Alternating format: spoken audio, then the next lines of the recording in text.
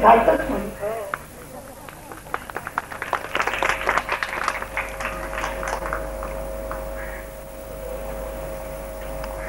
येण्याचा मला योग आणून दिला, पण तो देता नाही.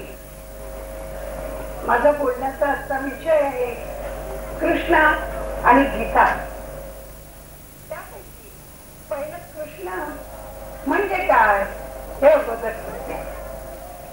भाई आले आणि सांगितलं की ताई आमचा उत्सव असा चालणार आहे आणि तुम्ही एक दिवस तुम्हाला बोलवायचंच आहे आम्हाला, तर तुम्ही तारीख द्या. तेव्हा मी त्यांना म्हटलं भाई मी येईन नक्की, पण तुम्हाला एक सांगते आत्ता कृष्णाची बोलायची वेळ त्या तुम्हाला मी नंतर सांगते केव्हा येईल ते. त्याच्या वेळेत आपण त्याला विचारू, म्हणजे त्याचं बोलणं त्याचा शब्द आपल्याला तो देता येईल. तर भाईनं पाणी त्यांनी कर्वे काकांच्यावर ही जबाबदारी सोपवली. कर्वे काकांनी फोन केला आणि कृष्णाने 27 तारखेला मी तुमच्याकडे येतो हे वचन देऊन चुकला. वचन देऊन चुकला हे मी का सांगते तर पुढचं आहे. आणि 2 दिवसानंतर भाई इथे गावात नव्हते, त्यांचं सगळं समारंभाची तयारी चाललेली होती. हा प्रसंग मुद्दाम मला परत अगदी सांगावासा वाटतो की भक्तांच्या प्रेमासाठी, भक्तांच्या शब्दासाठी आणि भक्तांच्या उत्सुकतेसाठी भगवान श्रीकृष्ण किती बांधला जातो त्याचं हे प्रतीक आहे. एके दिवशी मला एक भट नावाचे ग्रस्त भेटायला आले. 2 दिवसानंतरची गोष्ट, सोमवार होता.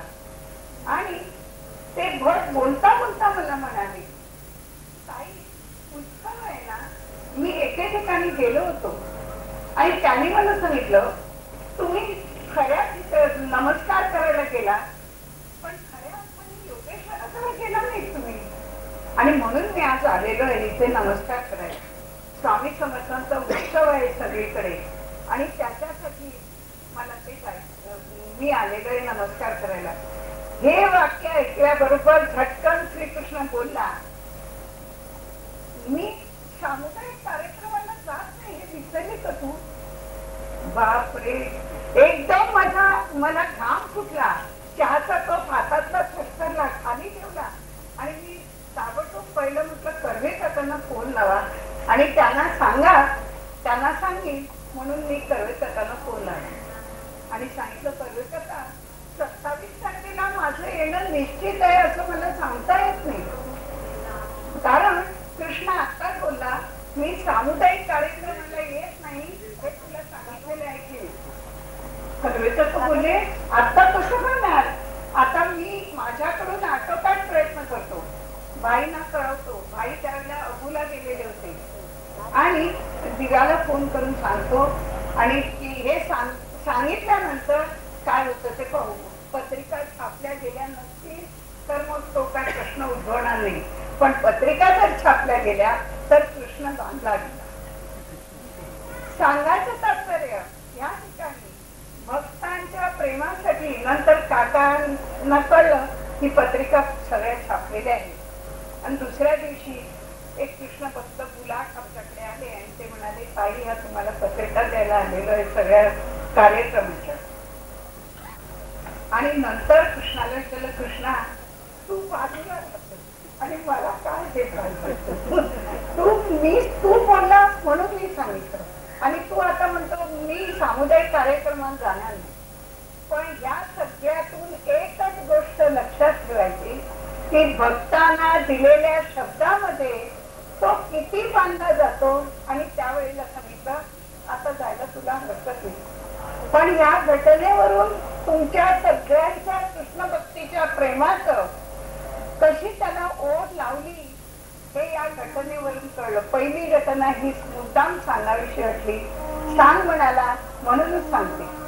सांग म्हणाला म्हणजे तरी काय आपलं कौतुक तर पास घेतोय, म्हणजे तसंच केलं मी तुला नको सांगितलं मग हो सांगितलं मग जा सांगितलं याचा अर्थच होता की याच्या पुढे मी सांगितलेली एक गोष्ट पक्की लक्षात ठेवायची.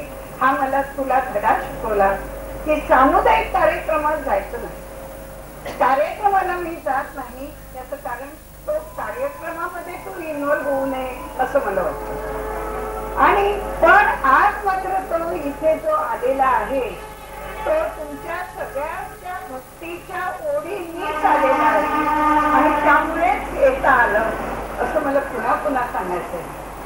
भगवान श्रीकृष्ण म्हणजे काय?